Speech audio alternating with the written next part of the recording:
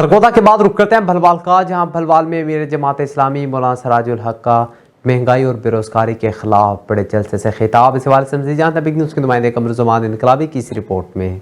जी अबू बकर अमीर जमात इस्लामी पाकिस्तान सराजुल हक ने कहा कि मैं पाकिस्तान में इस्लामी निज़ाम चाहता हूँ, अवाम को रोटी कपड़ा और मकान मिले, ऐसे कानून चाहता हूँ कि सबको इंसाफ मिले। हम चाहते हैं कि इस मुल्क में इंसाफ हो तो नौजवानों के पास डिग्री हो और उनको रोजगार भी मिले। जलसे में शहरियों की कसीर तादाद ने शिरकत की। अमीर जमात इस्लामी सराजुल हक ने खिताब करते हुए उनका कहना है कि मैं ऐसा तालीमी निज़ाम चाहता हूँ कि आपके बच्चे आपके फरमाबरदार हो और आपके बच्चे मसाजिद में दुआए मगफरत करने वाले हों। उन्होंने कहा है कि मुल्क में पाकिस्तान कानून मौजूद है, मगर सिर्फ गरीब के लिए सुप्रीम कोर्ट और हाई कोर्ट तो नेब के इदारे हों, वीआईपी के सामने कुछ भी नहीं। कानून इस्लामी कवानीन के मुताबिक होना चाहिए। जुर्म की सजा वही होनी चाहिए जो हमारे दीन में मुकर्रर की गई है। कश्मीर के हवाले से बातचीत करते हुए उनका कहना है कि अहले भलवाल के सलाम पेश करता हूँ कि जिन्होंने कश्मीर के लिए अपने शोहदा पेश किए। अफसोस इस अमर का है कि आज तक पाकिस्तान में आफिया सदीकी की रिहाई के लिए कोई इकदाम न उठाया जा सका। फांसी और करियानी माशरा में फैल चुकी है, इस पर